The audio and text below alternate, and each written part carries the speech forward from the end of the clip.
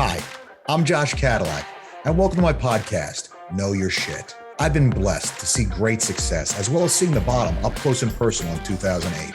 And if there's one lesson I've learned, is that if you want to have success and differentiate yourself from everyone else out there, you need to know your shit. As a successful real estate and crypto investor and an educator, it drives me insane that people do not immerse themselves in their craft. Everyone is so busy advertising and testing new sales techniques, they forget the most important thing, the product. Here I want to talk to the folks that got this right, the most successful people in the world in every industry. Bring them to you and find out what they learned in their business that made it great. When you listen to my podcast, you will know for sure that the topics and experts we have on have one thing in common. They know their shit. Hello, everybody, and welcome to the Know Your Shit podcast, where our knowledge and pride in what we do drives us to be excellent. My name is Josh Cadillac, and once again, I'll be in the driver's seat for today's show as we strive to learn how to stop doing deals and start closing customers for life. And we're going to have a great show for you today. I have Nicole with me here. And Nicole, thank you so much for coming on. Oh my gosh, such a pleasure. Thank you for having me. The pleasure is totally mine. So, Nicole, why don't you tell everybody what it is that you do? So I'm a mortgage originator. I'm based out of the state of Colorado. We are licensed in 37 states. And really, we focus on educating people to diversify their investment opportunities and get into real estate. So not only is the singular roof over your head, but then how do you capitalize on real estate to build multi-generational wealth? Oh, yeah. No, that's one of the things that is so amazing, especially when you bring the tax code into play. It is really the only way to take and work, get your money to work for you, and then pass that along with very little of Uncle Sam sticking his finger in the pie and taking a piece for himself. About the best way there is to take and save and move on what you've pass on what you've worked so hard for. So what got you started doing that, Nicole? You know, there's one man who 14 years ago changed the trajectory of my life. And I'm 54 today. So this happened. I mean, I was 40 years old. I was much further along in the progression of my profession. But I grew up on food stamps. I grew up single mom. She crushed it, but she was in sales. So we had a lot of money, then we had no money. And we didn't understand the stability of real estate, of owning a home. And it wasn't until I was 30 years old and got married and bought the first home that my family started to live in. And then at age 40, one man had made it his mission that I bought one of his off-market fourplexes. I had no idea what I was getting into. And it was a rough journey because I did not want to go on it. But we did end up buying that fourplex just outside of Denver in Arvada, Colorado for just over $300,000. It's worth about $1.3 million today. We had two of the same four tenants were in it for the first 10 years that we've owned it. And over the course of time, we now own 24 doors in two commercial buildings, and we were able to help all three of our kids buy their first homes at age 21. So why I do what I do, I do it because I see the change that it can make. I see the absolute difference in both wealth opportunity and in the change that when you feel strong from this position, you actually feel capable to take on so much else. So it creates this almost self-fulfilling prophecy of strength, not only in you, but then in your kids. So just so driven. Yeah. So let me ask you a question. That $1 million in equity, was that like the easiest $1 million you ever made? I didn't have to work for it at all. Yeah, collecting the rent checks and maybe every once in a while taking a call from a tenant. And so to be clear, you made $1 million and you went in kicking and screaming. That's kind of what I took from your comment. You know, this is the thing. People just don't understand. Even when they get locked into just looking at cash flow, that appreciation is running behind the scenes. And especially in a market like we just came through where your money was being devalued, faster than normal, people don't understand the wealth preservation property that exists, the pun property of real estate, that it's going to be that natural hedge against inflation. Because guess what? When the value of the money went down, the property appreciated faster and the rents went up. And my mortgage payment didn't change at all. And so all of this just makes those assets so much more valuable when you fully understand what they bring. So I love it. What do you like best about what you do? So that gentleman that came into our lives, his name is Don Kramer. I love and am passionate when somebody says to me, Nicole, I've learned so much. I want to be Don Kramer for everyone I know. Like that kind of creating wealth when it echoes out and it impacts not just the people you touch, but then thousands more through all the people that they all touch. Golly, I mean I know I'm doing what I'm supposed to be doing. That is beautiful stuff. That is an amazing feeling, isn't it? It It took me is. years to discover what that was for me, but when you're doing what you're supposed to be doing, the way you're supposed to be doing it, where and how you're supposed to be doing it, it is a wonderful, amazing feeling. And I love it because, as we were kind of talking about before we got on, the stuff that we're talking about, unless you read a Rich Dad, Poor Dad kind of book, or you go seek it out on your own, mainstream education is silent on the topic. In fact, I would almost say almost a little mistrustful of the system. Like mainstream education is kind of like, I don't know, that capitalism, making money, renting stuff out. I don't know about that. As opposed to helping these folks they're supposed to be preparing for the world to understand the world they're going into. It's just not out there. So it's left to people like you, like me, to go out there and, if you will, be voices in the wilderness saying, hey, guys, this is the way to get there. Yeah. It is a thing. So where do you think all the success came from for you? I honestly, so we're now the number one originator in the state of Colorado. I have been for 5 years, 18 in the country. The success came from one of our tenements of my team is we give away more than we receive. I do believe that Don came into my world for a reason. And I have a very deep spiritual relationship with my father. And so I believe that I was set on this mission because he believed I could handle it. I mean, it gets tough and it gets dreary, and I work a lot of hours. But I do believe that this is a mission that needs to happen. It does bring me joy. And I think that the success that we've had has simply been because we're not tying the success to a paid back. I'm not tying the success to even a paid check. I want to be able to give the information away, knowing that a fraction of those people that I educate and support will use my team for the mortgage for that purchase. But some will pay cash and some will get a gift and some have a best friend who's a lender. And I don't charge for the education.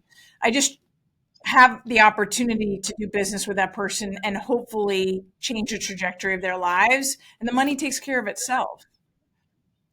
If somebody's life is better off because of the way you lived your life, that's probably a very meaningful way to live a life. No, I Agreed. totally agree with that, and I agree with that sense of purpose and also mission from on high. So yeah, no, I'm with you. So what do you think makes you good at this thing? I think perspective, right? I mean, different people bring different things to the table. Somebody who maybe had a lot or grew up with, I mean, there's a lot, my kids, for one, they will have grown up with real estate. They didn't learn it along the way. They didn't grow up 40 years not knowing it. So they grew up with it. They're going to have a different perspective than I had. And they'll bring something different to the table than I bring.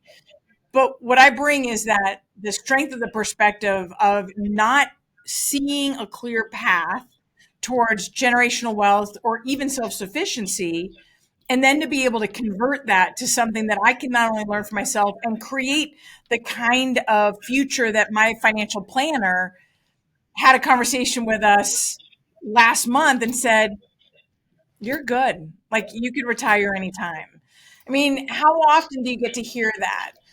So I think that perspective and the ability to have transition, from where we were to where we are today, gives me a clear perspective on how I can teach other people to do the same.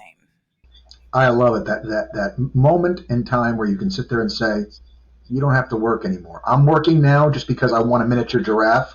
And that's the only reason why, like, I don't want to retire without a miniature giraffe. That's what's got me still going. Or that you just love what you're doing, right? Yeah. Now, to take and move the ball and take from where you started and the gift your mother gave you, right? Because I hear that in what you say, the respect you have for what it took to get you from where you were to where you are and set you off on this course. Yeah. And honoring that in what you do is such an important part of the strength and purity of this mission, so that other people don't have to go through what you've seen firsthand. People sometimes have to go through. So I love that. I really, really do. What did you see? Now, this is kind of an open-ended question, so I'm just tossing this out there. Take it any way you want to, run with it where you'd like. What do you see as the opportunities in the market today? Right. So today it's tough. The interest rates are higher. The home prices are higher. So as an example, we have 24 investments. Several of those are fourplexes. And one of our fourplexes is an example. We bought it for $600,000. We rented out. The rents on the 4 units are about $6,500. The interest rate on that fourplex is 3.875, and we put it on a 30-year fix. We'll have it paid off by the time we're 62. So we're paying it off on like a 15-year amortization, given the rents. You can't do that today because it's not a $600,000 fourplex. It's a $950 to $1.1 million fourplex. The rents might be the same, but the interest rate is double. So the mortgage payment's going to be the same. So you can't amortize it from 30 years to 15 years like we did on a shortened time frame. Exactly. So the situation today, you have to get more creative. So you can't just go in saying, I'll buy that investment, whatever it is, and it will work. You have to find the ones that you can break up. Can I rent it by the room? Can I rent the upstairs separate from the downstairs? Can I build an ADU and rent that out separately? Can I convert a duplex or a triplex into a quad? So how do I rethink the real estate opportunities that are in front of us so that I can create more cash flow? You see people are doing this with Airbnb, short-term rentals, and mid-term rentals. It's the same kind of thinking, breaking up the space versus breaking up the rents, highest and best the use. overnights. Yeah, absolutely. Highest and best use is absolutely where you're at. I mean, I think that what I'm seeing and what's out there, the one that I'm seeing a lot more of, and the way to take and get those numbers to make more sense, is getting sellers to hold more paper. I'm seeing sellers willing to hold debt, and especially on slightly bigger properties, assumable mortgages are a thing. So there's not a lot of assumable mortgages. Fannie, Freddie, all that stuff's not assumable. But the paper, then the investment side, there is some 3 and 4% paper that you can take and assume that all of a sudden makes that property, even though it's maybe performing at a 4 or 5% rate of return, now with the low interest paper and maybe seller holding some debt or whatever, your cash in is so small that you can actually have a really good positive cash flow. Not just positive cash flow, but your cap rate's going to stink, but your cash on cash return is pretty good. I think that the big thing for me when I look at this is folks understanding that they're not just buying the cash flow today, and that's kind of the piece that everybody gets locked in on, that doesn't understand that real estate is all about the future. Because when you lock the purchase price in, you're locking that purchase price in, but your relationship with that property continues from today going forward until you sell it, which means silently behind the scenes, while you're getting those rent checks in, that property is appreciating simultaneously. And that is an additional source of wealth that's being built behind the scenes. Plus, you're getting that beautiful depreciation that's taking and protecting so much of that income from taxation. It's this wonderful medley of things that are going on. And so, like, I'm a huge fan of debt. So, like, the borrowing the money, and even my favorites were the 30-year term with 5-year calls. I used to take and refinance every 5 years until the interest rate environment that we got into, and then cut that off. But yeah, I mean, there's so many different ways and strategies to come at it. And you're right, having to be creative is such an important part of a market like today. So, yeah, and good stuff. What do you think makes you passionate about what you do? I love my job. I love I love being Don Kramer to all those other ones, right? So I think what drives the passion is the fact that you can actually, I can create significant change in my clients and in those I educate's lives. And visibly, it's a feedback loop that feels very good. Good stuff. You've gotten hooked on the feeling of making people's lives better. It's a good thing to get hooked on. So, Yes. all right, two-part question. Yeah. What are you most proud of in business that you've accomplished? I think I'm most proud. I hate to say this. I was scoreboard driven for a long time. I'm not as much anymore. I think that that changes somewhere as you get older. I am proud that I hit the top of the scoreboard. I'm proud that I was, number one at the company I was with, number one in the state. That's a level of pride because I knew I took my entire team with me. We ran a team of 40 people, and I was the primary driver of business, and then they would work the business. So not only did we impact the lives of the people that we educated, I impacted the lives of 40 people who depended on me. Good stuff. And I mean, there's a piece of proving to yourself that you can function at that level, Yeah. which I think is, you can get into the rarefied air and hang with the big fish. So I think I get that totally. All right, same question. What are you most proud of in life? So my husband and I, we raised three amazing children. And I'll say it was despite me because I worked all the time. It was mostly my husband. But I I did. I did. The oldest is 25 and then 23 and 22. They all own their first homes. The oldest two just bought their second home together. And I've impacted the way they look at money, the way that they look at retirement, and the way they look at investments. I've impacted those lives and now the friends and everyone that they're related to. So I think that's huge. That is, and then my husband and I just were able to move into our forever home. So that makes me very happy. Congratulations. That is a big moment in life. I love that. It is. All right. Well, if you give our listeners one piece of advice, I mean, your journey has been highs, lows, top of scoreboards, food stamps. I mean, there's been all sorts of peaks and valleys. Well, if you could give these folks one thing, what would it be? I'd say the sooner you start, the time value of money is and the compound effect is by far the biggest impact you can have on your financial future. So many people think that they can't get into real estate because it seems so big. Like somebody wants to sell $10,000 programs on how to fix and flip or how to buy wholesale. Sometimes it's just the simple move of buying a home and living in it and then moving into your next home and converting that first one into a rental that can literally change the trajectory of your financial life. I would say to simplify the solution and start taking action sooner than later. Love it. Love it. That's a good piece of advice. All right. A little bit of a change of pace again. Yes. If you could recommend one book or movie to the folks listening, what would it be? Oh gosh. You know,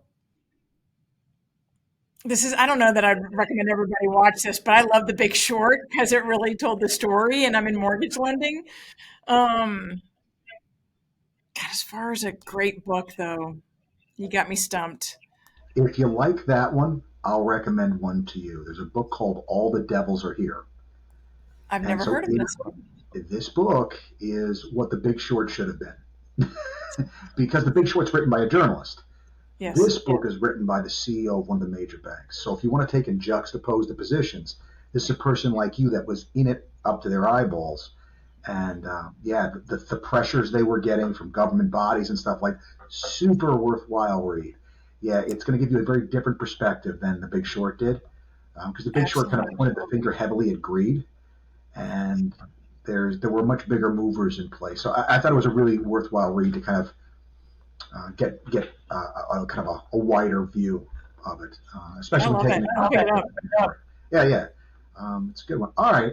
Well, what is it that you like to do to unwind? I am an avid bike rider. Avid bike rider. I used to be an avid runner. I could leave the house and run 13 miles. Loved the high, loved the adrenaline rush. I can't anymore. I had hip surgery. But so now, It just that running it. For me, it's knees. They get grumpy at me. yeah, I didn't run long enough to get my knees hurt. The hips took care of me early, but now it's bike riding. I as fast as I can, as loud of music as I can, as long as I can. The loud music is an important part of doing anything well, I would say. So, um, all right, last question I really have for you. You've survived the gauntlet. What is next for you? You're obviously a person that's got stuff going on. You're passionate about what you do. You love it. I can just see how happy it's radiating from you how happy this makes you to do. So what's next for you? So I've come together with another very strong woman, and we're starting to put together a plan of action as far as how do we get this information into the single mom, to the single woman, to the woman who's maybe the head of household, and how do we change their relationship with money in a way that they can feel this good about their retirement and their children's retirement. So we're putting together a basic program not only around financial awareness and using real estate, but also in that ability and desire to give back. So how do you then pave the way for the next woman?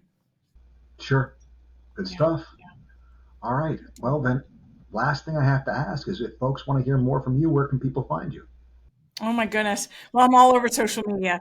So we have a very active YouTube channel and website that both are The Ruth Team. And my last name is Rueth. So The Ruth Team will get you to our Instagram, our Facebook, our YouTube, and our website. Great, Nicole. Thank you so much, and thank you for coming on and answering my gauntlet of questions. It Love was it. great hanging out with you, and I love what you're doing. I wish you much luck.